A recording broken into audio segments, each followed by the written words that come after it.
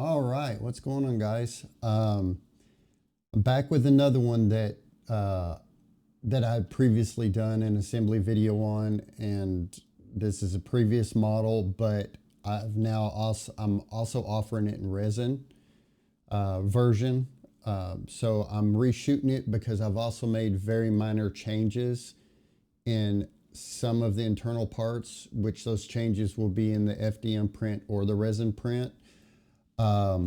This is the 44 Navy. I'm going to be building the other version, but they build the exact same way. Everything still works just as it's supposed to. You got the load lever that comes down, spring loaded at the front right there. You can still pull the barrel off. Barrel removes. You can half cock that, take the cylinder out. So yeah, let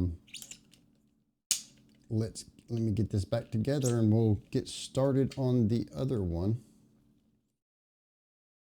So there you go. All right, let's set. Now I don't have the orange tip on mine yet because I'm going to be painting this one as well.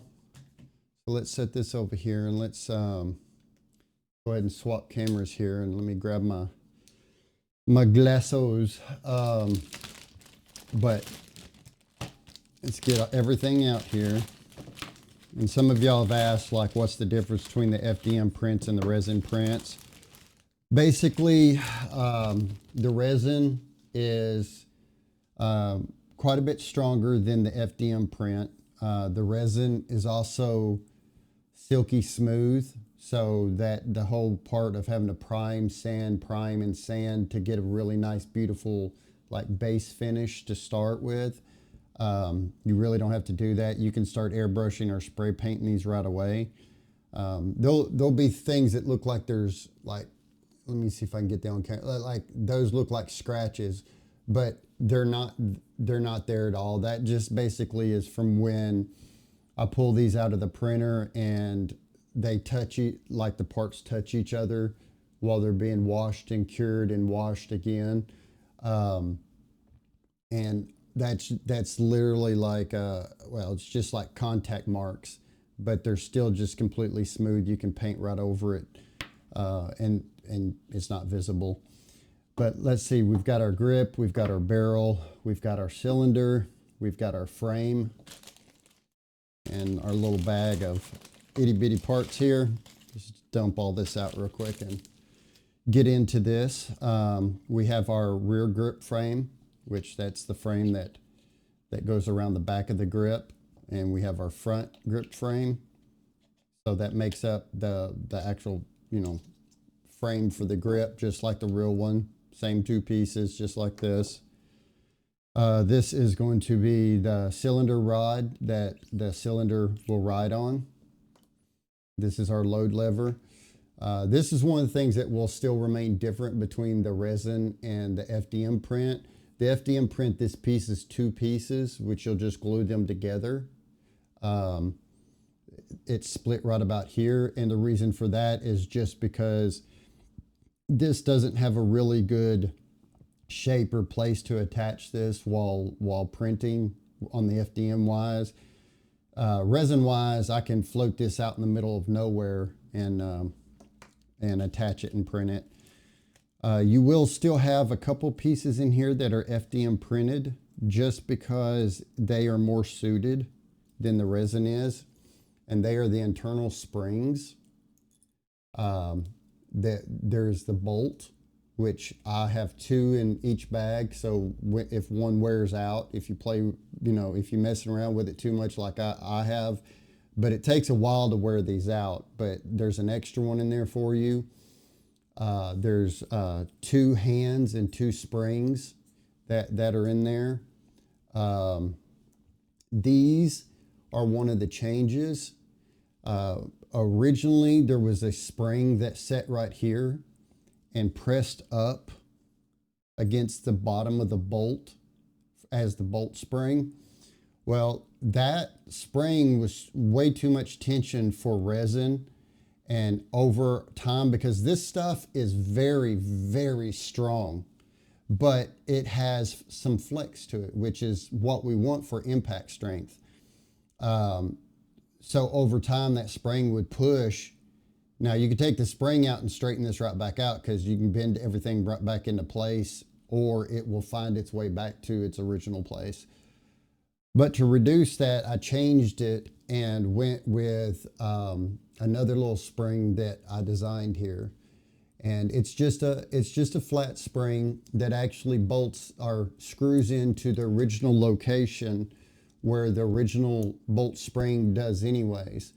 Normally, this is a split spring with split right down the center, and one side would operate for the trigger and one side would operate for the bolt.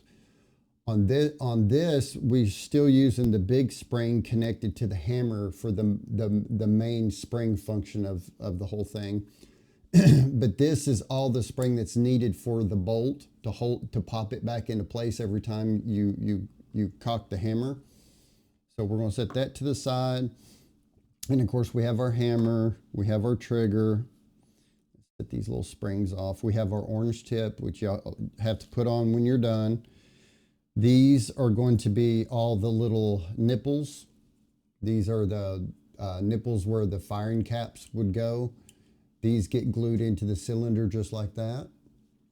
And you'll have 6 of them that go around. And, you know, for authenticity, you'll want to set one. If you look from the top, it's got a flat. It's got a flat on both sides. You'll want to set one different in each hole because normally there's a round key wrench that you would take and screw these in on the real one, and they would all stop in a little bit different spot. This is going to be the load lever plunger that goes in to the bottom here, and that's what slides in through the bottom of the barrel for you to like pack another round into the cylinder. We have our catch. This is our load lever catch here, and this is going to get glued in right here on the front, and we'll get to that when we start assembling all the parts on this here. This there's one piece that I don't have in here, and I know why I don't have it in here, but I'll grab it when we get to that point. It's just a little 3D printed another FDM printed spring that glues down in this, that when you slide this barrel lock in, it comes out the other side and it pops up. On the real one, it serves a purpose to hold, but the tolerances on this are so tight that it's more there to mimic the actual real spring. We have our load lever catch hand right there, and then we have the rear of our barrel, which it gets notched in. It only goes in one way. And in this bag is a teeny tiny little front sight. And we'll leave that in the bag until we need it, because if we don't, we'll lose it. So let's get into the screws here. And like I said, there's been some changes. The biggest screw of all of them, when I'm doing this and I'm speaking oval head, if you notice, this has like a 45, some are 42 to 45, up to 48 degree, but whatever, angled head, and this does not. When I say oval head or countersunk, this is what I'm talking about. The other bigger one, that is going to be our hammer spring. We do have one big spring that's going to be the one that connects the hammer and the trigger together. This is one of the changes. In the end of the load lever, there used to be a half length of one of these springs in the load lever, and I've gone through and actually started stocking, you know, these smaller springs, which are perfect for going down in here and holding the spring tension for our latch. But we'll get to that in a minute. Let me pull that back out real quick. Well, find something that will actually fit in there. There we go. Just pull the little spring out. All right. So like I said, this is the hammer spring. This countersunk bigger screw. let me get my head right here. Okay. The bigger countersunk is going to be the screw that goes through the barrel from this side, because you see there's a countersunk section there, or area. This is going to go down through there all the way through the body and screw into this side. So that's what that screw's for. The other countersunk screw, if you look on the load lever, there's a countersunk area there that goes in, and that will attach our load lever plunger to the load lever itself. We have multiple, and let me get these in my hand, because the difference, there's 3 of them that are the exact same and 1 that is different. Kind of like Sesame Street, you know, which one of these don't belong, which one of these are not like the other. Some of y'all are way too young to know what I'm talking about, and some of y'all are like, yeah, I remember. If you notice, we have 3 that are the exact same length, and then we have 1 that's a little bit shorter. The one that is shorter is going to be the one that we need that goes with the hammer. So just keep that in mind. These 3 are needed throughout the build and stuff. Now we've got,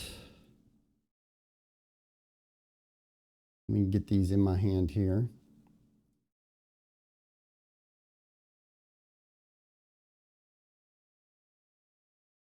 Much easier to show you guys when I raise this up.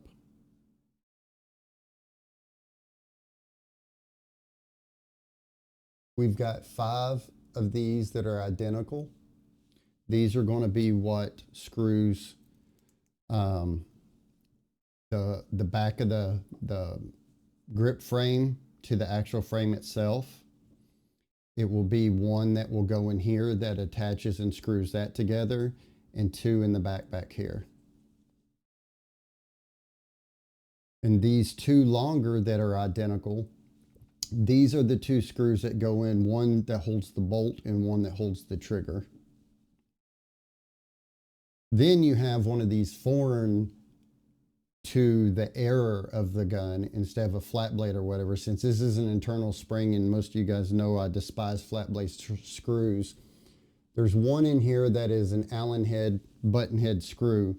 That is the new screw that will get screwed into our bolt screw and screws the bolt spring into the body right there. And that is hidden once you put the trigger guard on. And this little flat blade dude here is really short. That will be the screw that ends up screwing in right here. And that's what's considered the stop on this. Like well, I guess I can show you when I go to assemble it, but it gets screwed in there. It stops this from when you pull this back, it's supposed to, the spring is supposed to hit the back side and prevent this from being pulled out all the way. So you can pull this back, take your barrel off, take the cylinder off if you need to, you know, do whatever you need to do. So what we're going to do is I'm going to set this hammer and its dowel pin over to the side. We're going to go ahead and just get the assembly of the barrel out of the way real quick. Just to cover the basis, you can use like thick super glue. I use the CA glue. It's basically thick super glue that's slower setting and an activator that instantly starts setting it. This is a brand I've been using for a while, and I'm now fortunate enough to be able to carry this on my website. And I actually sell on my website, and I sell it below retail because it's not really about trying to make money off this. It's about so you guys can get the materials and stuff that you need, you know, when you buy a kit, and something that you know that works great with it. So let's go ahead and we'll just go ahead and we'll start with the load lever. So we're going to need the load lever. We're going to need the load lever catch, and we're going to need the load lever spring, and we're going to need 1 of the 3 dowel pins. Now this dowel pin is ultimately going to go in right through here, And it's a kind of a snug fit, but you'll push it in. And you don't do this yet. I'm just showing you how it goes in because there we go. So it goes in and we'll push it in to where it's kind of recessed down about the same distance on both sides. What this does is that serves as the catch. That's what this U shape is for. This sets behind that and gets pushed forward from behind by the spring that's in there.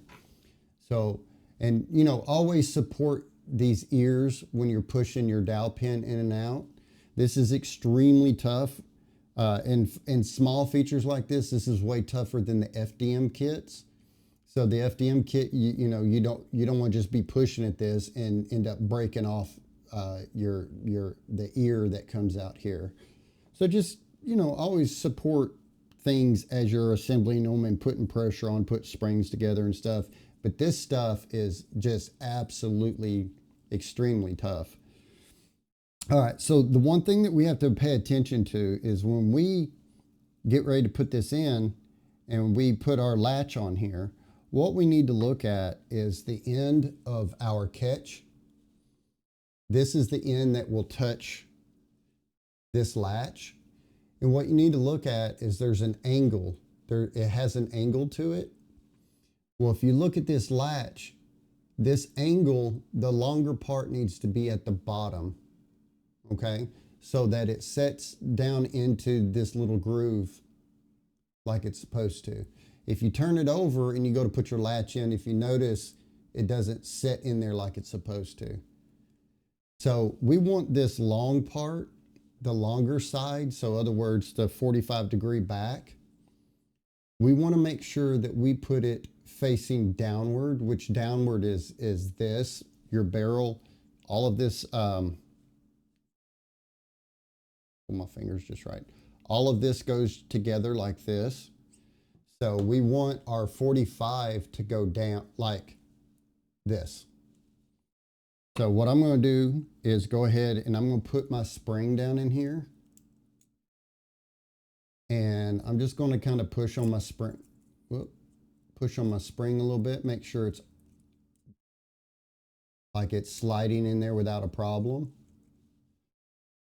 So then I want to make sure I get my 45 correct. And again, apologize for my shaky hands. I've had way too much coffee.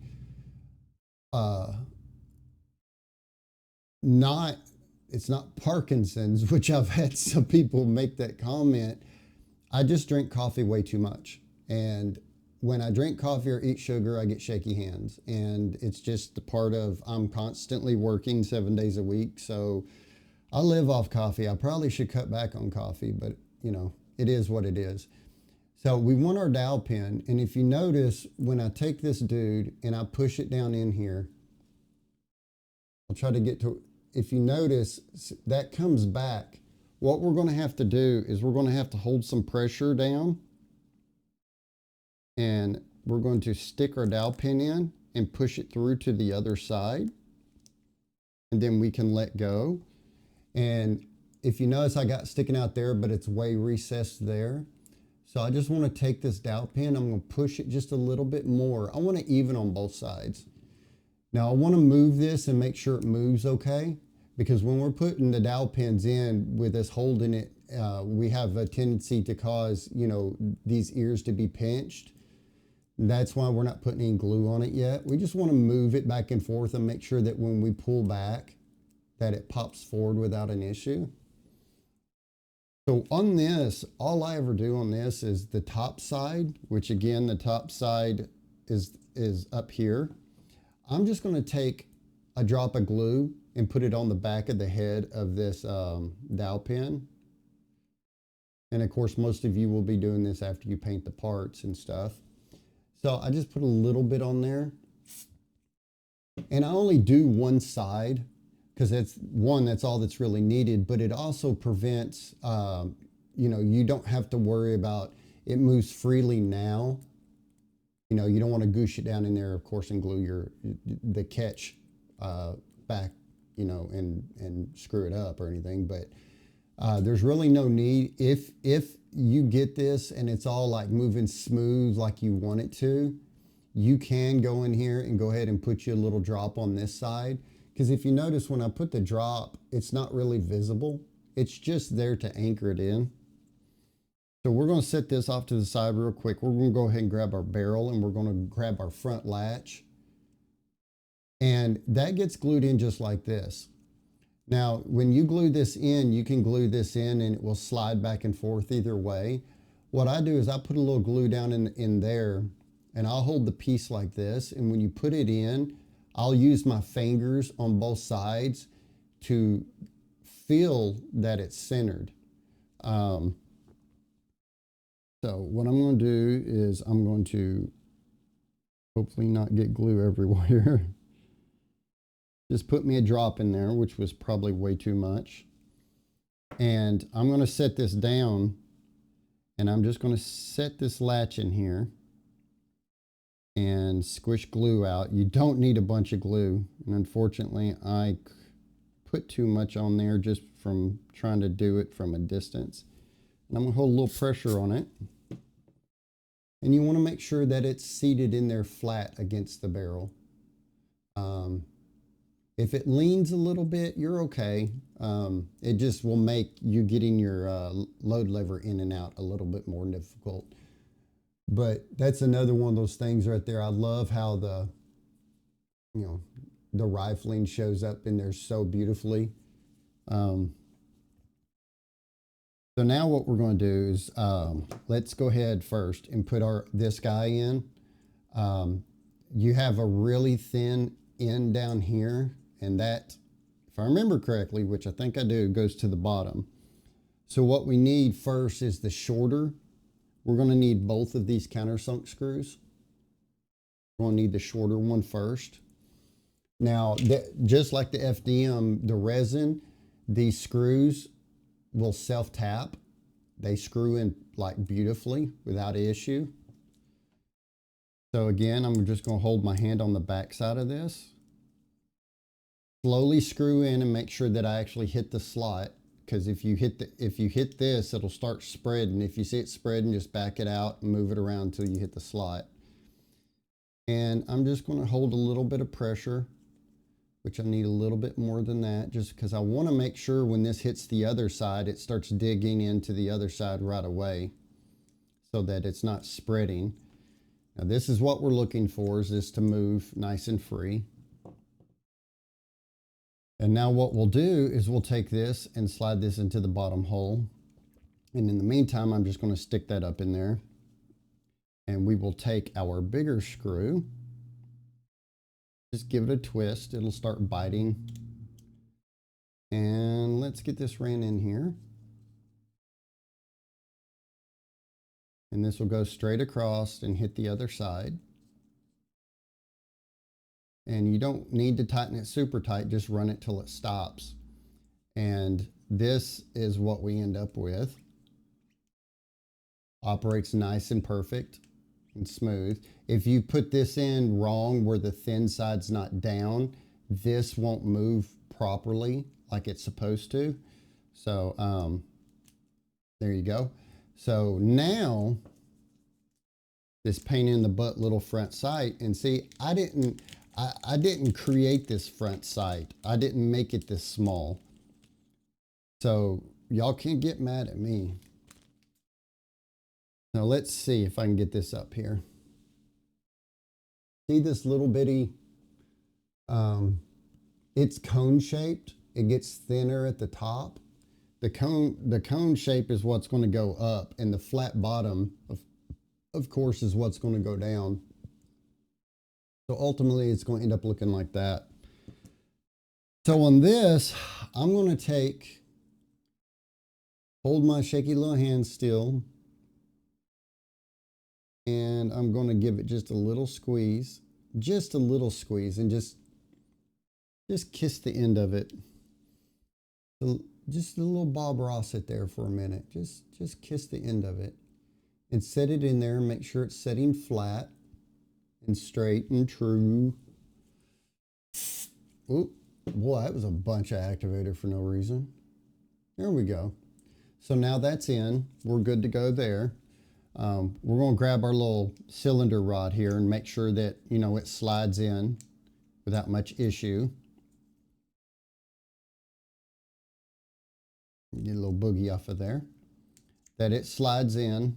We don't have any issues there.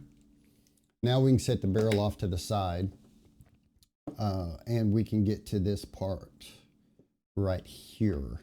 We're going to go ahead and start assembling the internal parts for the frame, hammer, trigger, bolt, the whole 9 yards, the more intricate part.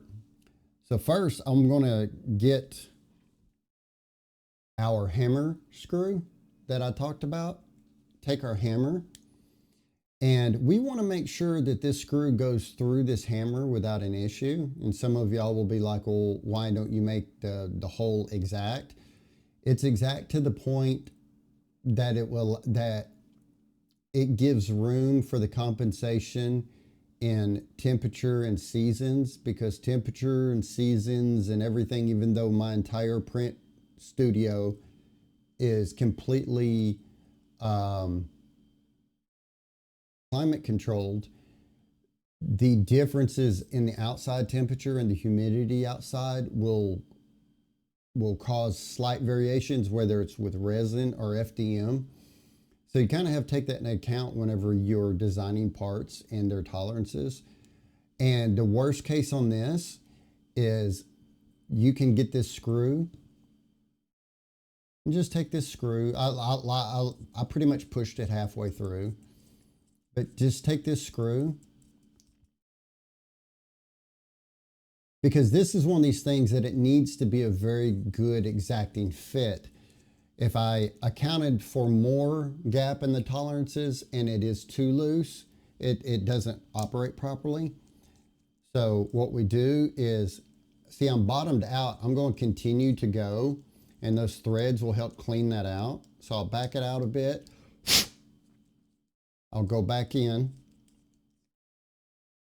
and keep letting it spin in there. And don't use power tools when you're working on this stuff, because the friction, the heat from the friction that you generate in screwing screws in and letting them tap is extremely high.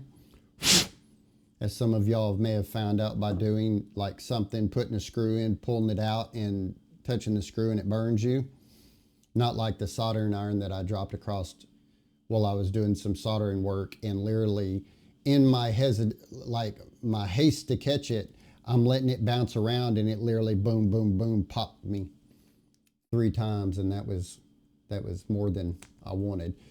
So see, now I can kind of push it through there and start pushing it back and forth in there.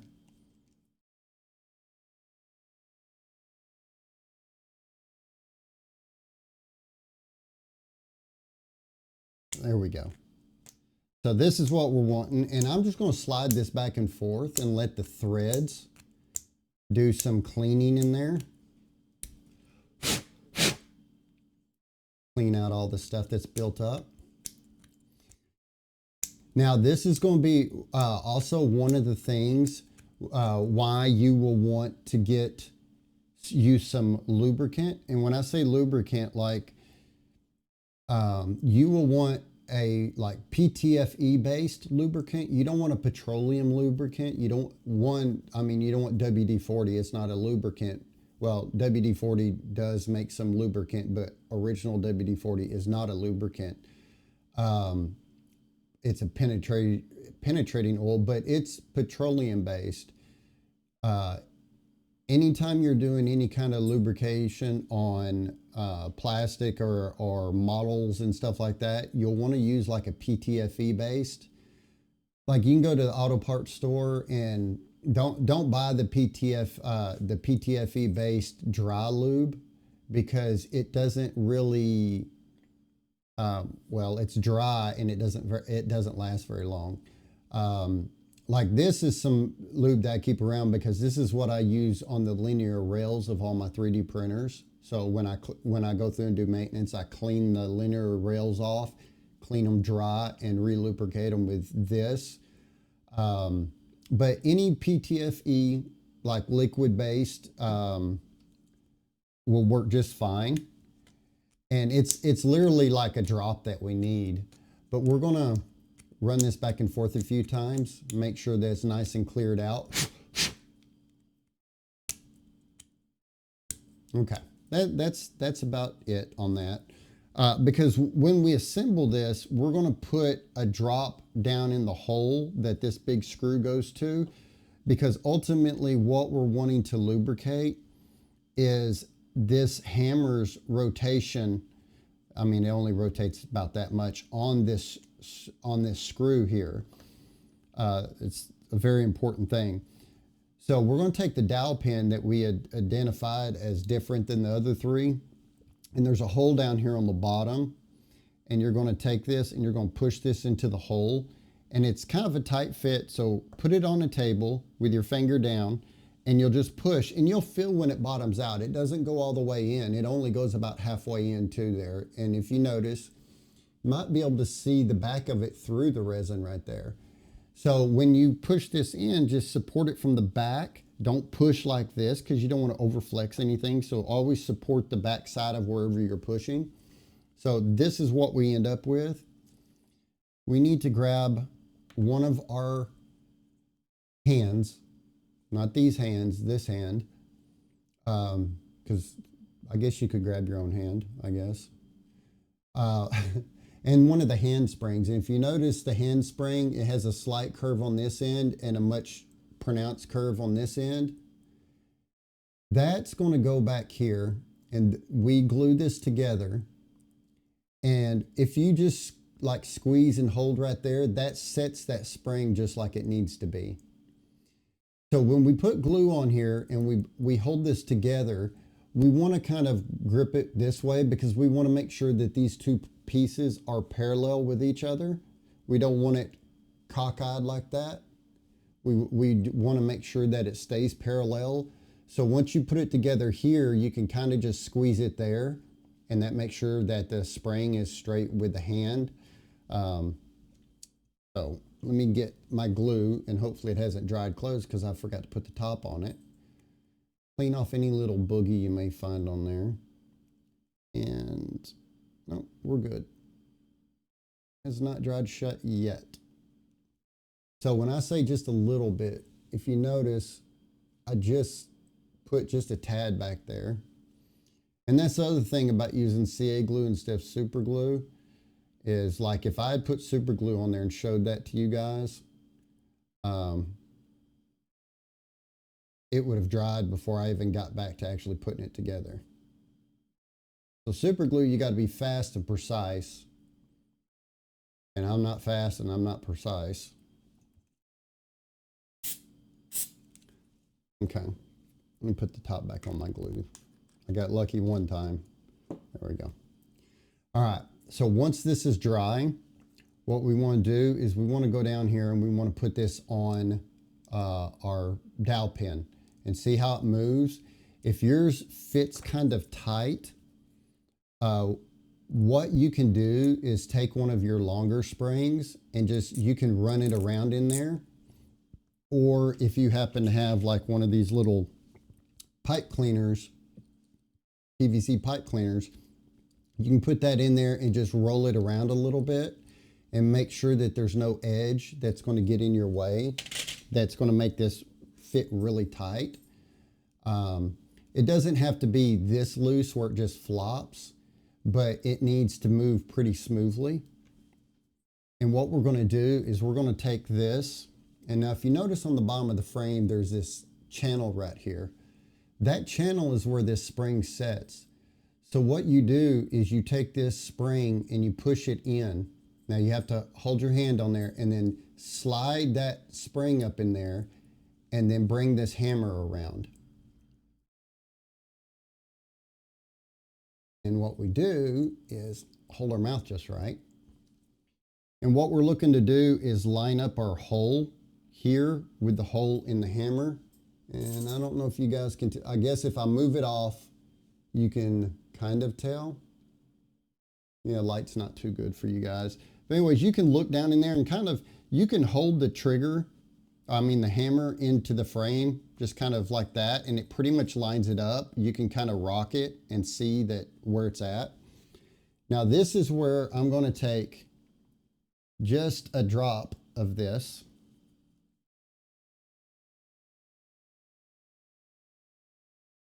And I'm just going to put it, well, I think I would totally, nope, I didn't miss the hole, but I was almost about to pour it out there. I'm going to get my little rag here because I did get some on the outside. And again, this is another reason you want to use PTFE based is because you'll be doing this after you've painted, and the PTFE base won't agitate the paint.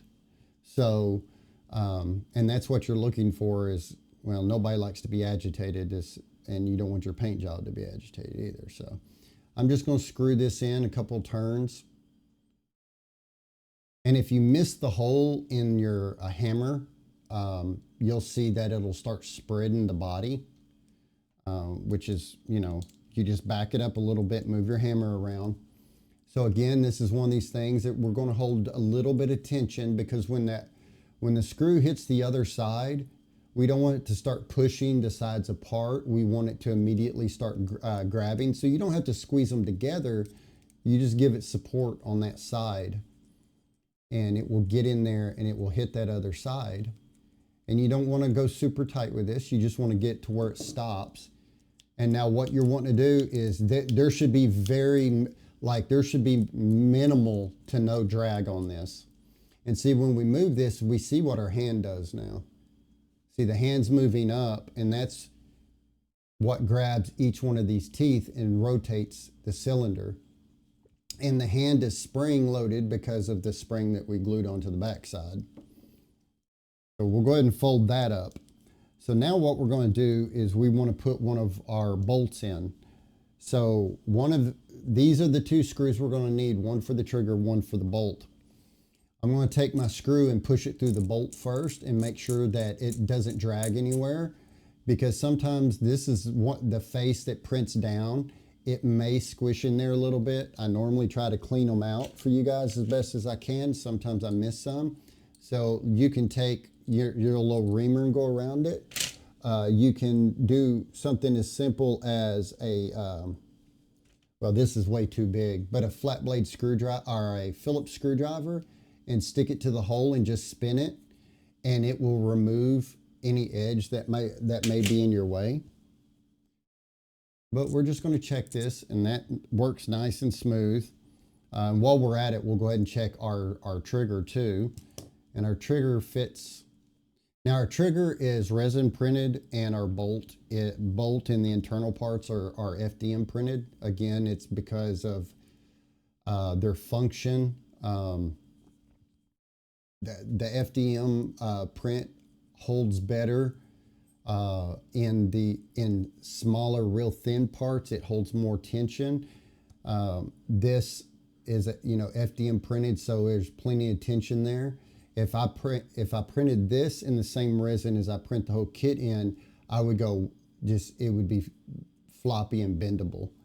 So when you get to those thin parts like that, and thankfully, the parts like that on the resin kit that needs to be FDM are all parts that are on the internal side. So there, I just screwed that screw into the trigger until it bottomed out, turned it a couple times, and it cleared it right out.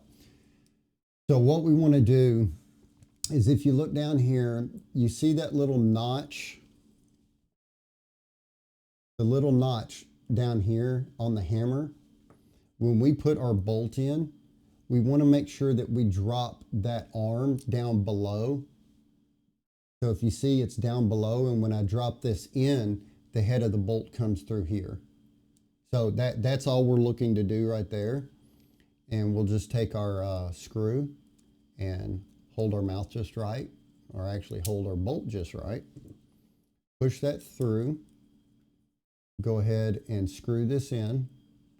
And this is really too wide of a flat blade screwdriver for me to be using for this, because now you don't want to screw too tight and squeeze the body together. So it just needs to go in there to where the screw sits flush. So now we're going to take our bolt spring, and if you notice, one side has a lip around it. That's the side that needs to face up.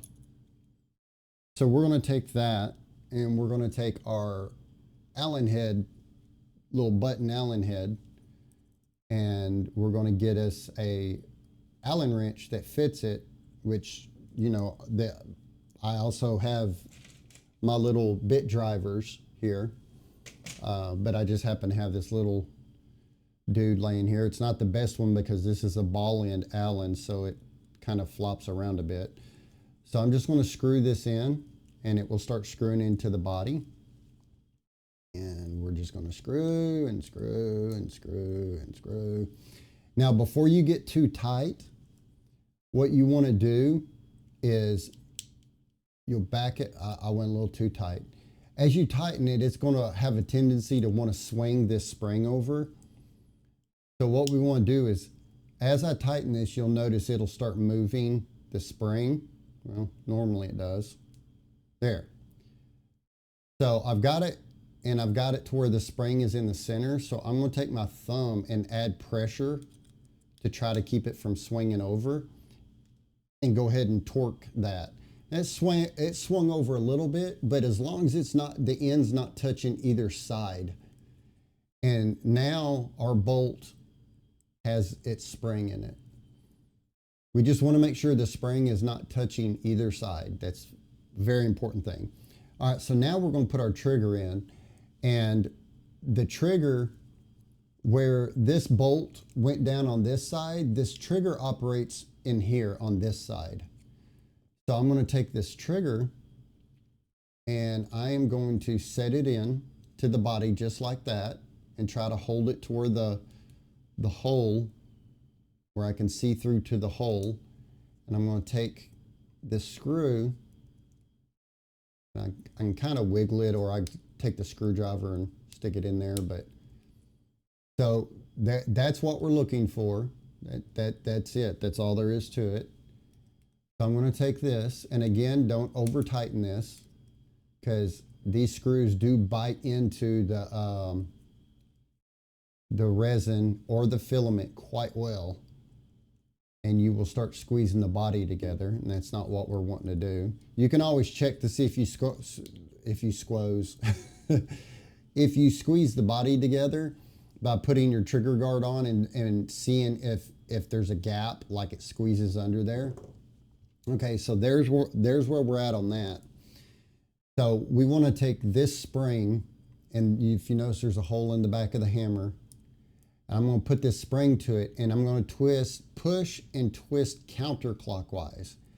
What counterclockwise twist on spring does is it as you're pushing and you counterclockwise, it will reduce the outside diameter of the spring and allow it to go into a hole that's kind of tight, which this hole in the hammer is purposely tight. And then if you just take this spring and you just bend it, bow it over, stick it into the back of the trigger, okay? So we should be good right there. And that's all we're going to do at this moment. We're going to take our trigger guard, and we're going to go ahead and bolt our trigger guard on here. And let's see, just a second here. Okay, so then what we're going to want to do is we want to get, there's a little short countersunk screw, and we want to get 2 of the 5 matching screws over here. And actually, before we do that, if you notice in the front of the frame, there's 2 holes there. Our last 2 dowel rods, our dowel pins, need to go in these holes, and they're kind of a snug fit. You can just take something and push. They don't go all the way in. They go about halfway. There we go. And what that is those are the dowel pins that hold the barrel stationary. Keeps it from rotating on just, because you know the Navy, that was the crazy part about the Navy, is you had the whole barrel assembly, everything was reliant on this rod right here. And so these 2 little pins were what kept the barrel from wanting to rotate around. So what we're going to do is we're going to take our trigger guard. We have 2 of those screws, and then the last short countersunk screw. I'm just going to drop these in here, and And I am going to screw these in to not miss the hole. And I'm not going to snug these up yet. I'm just going to get them screwed in to where they start to bottom out. And I'm going to turn this around and get our little dude here. And I'm going to hold the trigger guard down. So I'm going to hold some pressure on it. And we can go ahead and snug this one. All right. Then we're going to come back here and we're going to snug these. Now, what we can do is we can go ahead and check. Our first cock pulls the bolt down out of the way. And then our second cock cocks it back, releases the bolt comes up and it catches into the cylinder. And what we want to do is you'll see that we'll work it a bit, and what we're doing is that lube that we put on that screw, as we're rotating this, it all works as it should. So first notch back, we'll pull the bolt down, so that allows the hand to start spinning the chamber. And as you come back, the hand spins the chamber the rest of the way, and as it gets all the way back, the cylinder ends up where it's supposed to. It releases the bolt slams up and catches into the cylinder. So that's where we're at right there. All right, so the next thing we need to do is we're going to go ahead and just put the grip, well, yeah, we'll go ahead and put the grip and stuff on. So what we'll need is we'll need the grip, this frame, which if you notice there's a notch in there, there's a notch there. So we're going to take that and push it forward to where the notch goes in and just set it together just like that. So this is where we need these other 3 screws. All right, and I'm going to take 2 of these screws and I'm going to just put into the back here.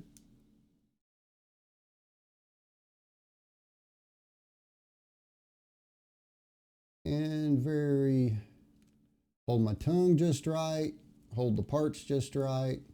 This is one of these things that you could pre-thread these screws in and take them out to make it a little bit easier once you go back to put it together after you've painted. Because again, the worst thing in the world is you slip off one of these flat blade screws and scratch up your paint job. I've cussed too many times over that. All right. So then we'll just go until these are recessed into their hole.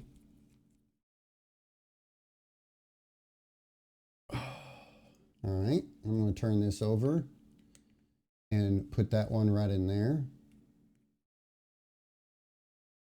And I try to hold some support around these screws and the screwdriver to prevent them from sliding off. And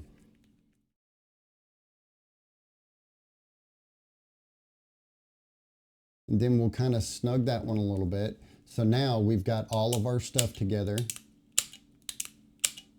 Works just like it should. What we're going to do now, I actually forgot on the barrel, we need to go ahead and just glue on our rear barrel. If you notice, there's a notch, and then there's a notch on here. This is going to get glued on just like that. So what I'm going to do is take a little bit of glue. We're going to go down in our 45 into this hole.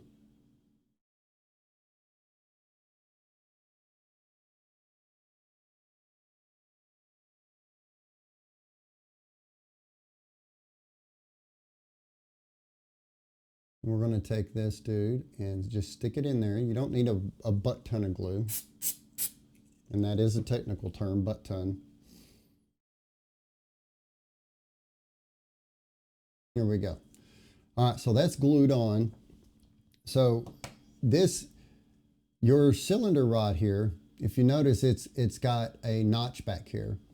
And you go to put it in and it's probably going to be a tight fit. You can go ahead and push it in. We're not going to glue it yet.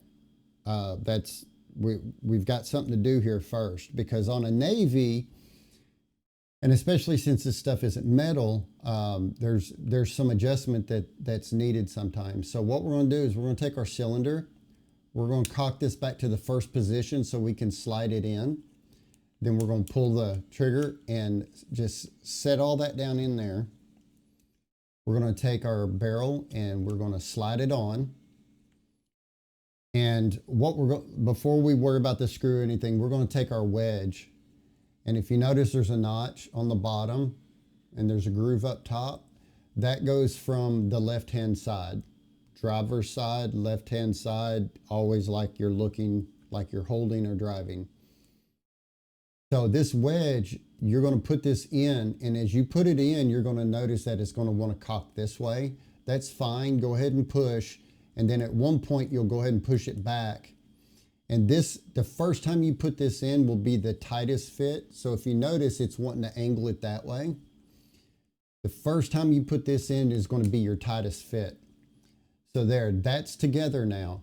Now, if I was to cock this back to its first spot, this is not rotating very freely because this is too close. So with it together, I'm going to just do a little bit of flex. And what we're doing is wanting to pull this chamber rod in here and slide it out of the body just a bit. And so I'm going to check that. That's still a little tight. There's not much give in there. So if I pull, see now I pulled down and it released a bunch. And that's probably a little too much. So I can take this. I think my vacuum cleaner just hit one of those door stops. All right, so I can take it and I just pushed it in a little bit. So what we're wanting to check is that our cylinder rotates good, that the cylinder is not allowed to move forward too much, because if it is, the hand can't properly index it to its stopping point. And all of that seems like a really, really good spot where I have that at now. So you may like bow this barrel a little bit, just using the force down here to pull this rod out of the body. You may go a little too much. We'll do a little tension and push it back, and you're going to hit that sweet spot where the cylinder doesn't move forward too much. It's got just a little bit of give in there so that there's no drag on the cylinder. You don't want the cylinder dragging up front. You can go ahead and go through all 6 of your positions and make sure that you don't have any little boogie or burr right there. So all that seems good. So what I'm going to do now is I'm going to cock this back and try not to hold it from the barrel or anything that's going to pull this loose. And if you notice, it's kind of hard to see because this is all gray. There's the back of your cylinder rod. So you're going to want to put glue right here. And this is one of these things that you can like drop a glue on the back side of it. And then you can use a flat blade screwdriver if you want. Oops, I didn't mean to do that. Which I'm going to take this flat blade screwdriver and I'm just going to kind of move that down and make sure I cover the back of that nicely. And then what we're doing here is what the gunsmiths would have done, because normally this rod would thread and screw into the frame.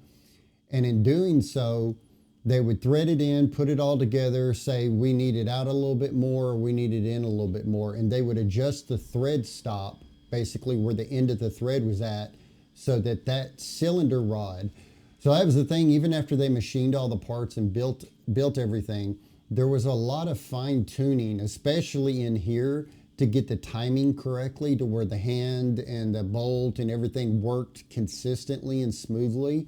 The distance of this is one reason why, here I'll actually show you, because I've done my Peacemaker 2 in resin, and this was me testing parts, but this is one reason they ended up going to a closed frame up here. Instead of relying on that rod in here to basically hold the distance and the alignment and all that crazy stuff, just by closing in the frame, that's no longer required. The frame now holds the distance. This distance doesn't matter. It was just the distance from the front to the back of the frame for the cylinder moving in there. So make sure your glue is nice and dry before you push your hammer forward. Now, I'm going to go ahead real quick and I'm going to pop this out. I'm going to take my barrel off. I'm going to cock this back to the first spot to get the bolt out of the way.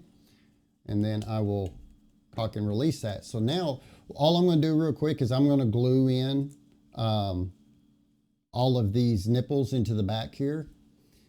You know, I'm not, but I will tell y'all what to do. And the reason is because I'm going to paint this and I want to paint these separately and these separate. So, because when these are in and if you paint, you're going to get like paint all down in there and it'll kind of build up. That's one reason I did do these separate. So you can paint all this, paint this, and all you'll want to do is just put you a drop of glue on the end here so that when you put this in, the glue, just put it off to one side just a little bit, just a drop, and drop this in. That way it contacts and wipes down the side that's in here, and you will end up, all of them will get glued in. You know, if you try to put glue in here, then put that in, you may get too much and it'll squish out everywhere. If you try to go through and if you go through and try to put glue up here on this upper edge, that's why I said just hit it at a 45. Just put you a dot right there on the edge of this. That way, when you put it in, it wipes down, touches the side in there, because they're not under a big load. So you don't like have to worry about get enough glue to make sure that it all holds together and stuff.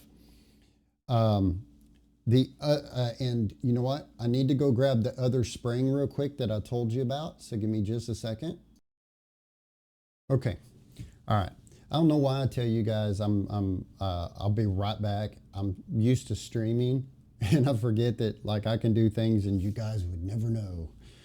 Anyways, these are and there'll be two of these in here. These are it's just a little bitty tiny flat spring, and if you notice it's got like a little notch on the end.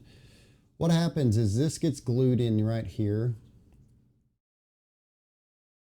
and it will be attached back here, and the end with the notch faces up, and that's all it is. It's just to mimic the spring that would be there. So what I'm going to do is you've got the notch facing up. I'm going to take this and I'm going to put some glue. Hopefully this has not dried shut. Oh, no, stop.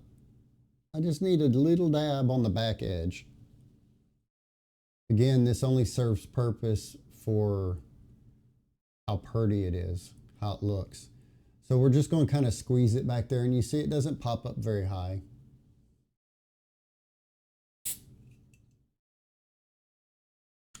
And again, this is FDM printed, but it's one of those things that like, it would just be almost floppy being that thin.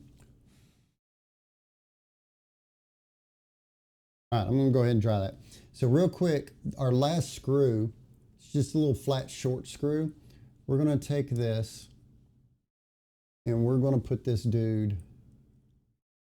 right here. We're gonna screw it right in until it meets flat with the body.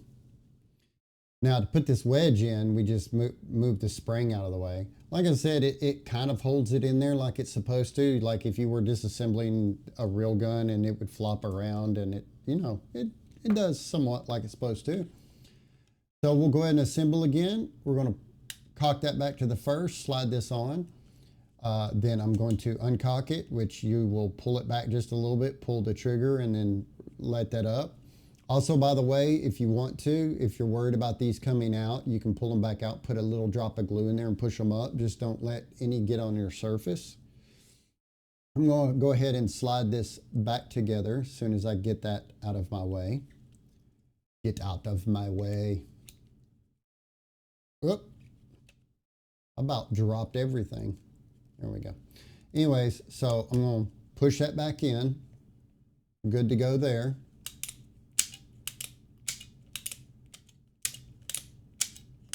Work it all. Hit the first one. Oh, that clicking. I know y'all can hear the clicking. Yeah.